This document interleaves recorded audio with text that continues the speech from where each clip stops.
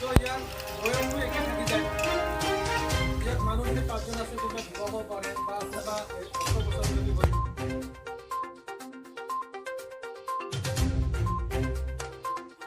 নমস্কাৰ থাকিল আমাৰ ছ'চিয়েল মিডিয়া ফলক আৰু আমাৰ আজি দেউচুৰী VCDC যোৱা 19-20 MGNREGA যিটো জব কাৰ্ডৰ ছ'চিয়েল অডিট আছিল যোৱাকালি আৰু আজি লাষ্ট ডেট। আজি আমাৰ গ্ৰাম সভাপতি সকলো যোৱা 19-20 আমাৰ জব কাৰ্ডৰ কিমান কৰোৰৰ কাম আহিছিল আৰু কিমান কাম কৰিছিল এইটো সকলোৱে খণ্ডকৈ চাই গ'ল ছ'চিয়েল অডিট টিমে। এইটোৱে আছিল নাই, এইটো আমি নতুন চৰকাৰ নতুন VCDC আমি বেলেগ আগতে কেনেকৈ কৰি কেনেকৈ নকৰিলে মই জ্ঞাত নহয় আৰু নাজানো।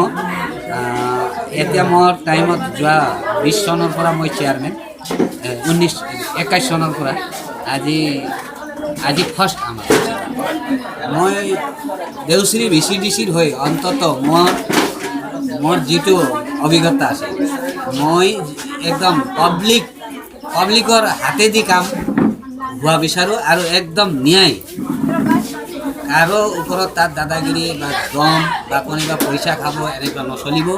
একদম নাখাওঁগা নাখানিব এই সকলোৱে ৰাইজে যাই তাত চালে হ'ল। মই তাত ৰাস্তা বনাই দিছোঁ। তেখেতে অভিযোগ উঠাইছে নিজৰ টাইমতে নিজে মেম্বাৰ আছিল তেখেত 19-20 ইহঁতৰ চৰকাৰ আছিল। তেখেত নিজে মেম্বাৰ আছিল, তেখেত নিজে কিয় কৰা নাই আৰু আমাক যে সুধি আছে এইটো তাৰ ওপৰতে নিজে কুৱেশ্যন এনচাৰ হ'ব। একেবাৰে মেজৰ প্ৰব্লেম আমাৰ VCDC আণ্ডাৰত উল্টা-খুন্দা প্ৰটেকশ্যন আৰু কিছুমান ৰাস্তা ঘাটৰ কাম আছিল। এইবিলাক 70% স্কিম আহি গৈছে, 70%ৰ ফাণ্ডৰ স্কিম আহি গৈছে, কিন্তু 30% বাকী আছে যোৱা 21-22 কিবা ফাণ্ড।